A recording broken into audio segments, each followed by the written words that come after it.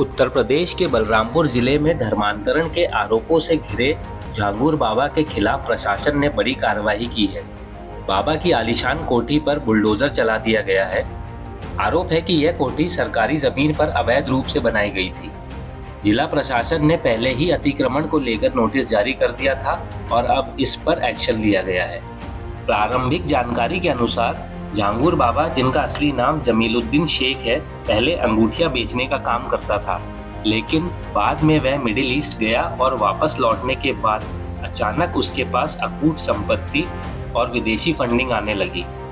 आरोप है कि उसने हजारों हिंदुओं का धर्मांतरण कराया है और इस काम के लिए मिडिल ईस्ट देशों से भारी फंडिंग प्राप्त करता रहा।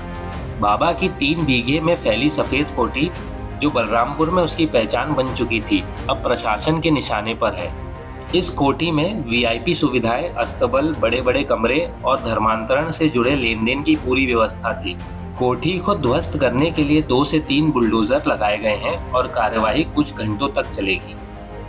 एटीएस और एसटीएफ की जांच में यह सामने आया है कि झांगुर बाबा ने अपनी संपत्ति अपने शिष्यों और सहयोगियों के नाम पर बनवा रखी थी। अभी तक बाबा, उसका बेटा और एक दंपत्ति नवीन रहोड़ा व उसकी पत्नी समेत कुल 4 लोगों की गिरफ्तारी हुई है। नवीन रहोड़ा अब जमालुद्दीन शेख के नाम से पहचाना जा रहा है और उसके नाम पर ही कई संपत्तियां खरीदी गई हैं। जानकारी के अनुसार झांगुर बाबा का नेटवर्क सिर्फ उत्तर प्रदेश तक सीमित नहीं था, बल्कि महाराष्ट्र, पुणे और अन्य राज्यों तक फैला हुआ था। पुलिस को शक है कि 100 करोड़ से अधिक का अवैध ट्रांजैक्शन इस नेटवर्क के जरिए किया गया है। कई अन्य संदिग्ध जैसे अमजद शेख भी एटीएस के रडार पर है।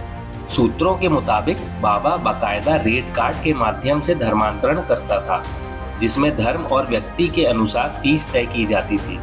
यह भी सामने आया है कि धर्मांतरण करवाने के बाद पीड़ितों को आर्थिक मदद यहीं से दी जाती थी। प्रशासन ने बताया कि करीब 1 साल पहले से यह मामला जांच में था और अब जाकर सभी तथ्य सामने आने के बाद कार्यवाही की जा रही है।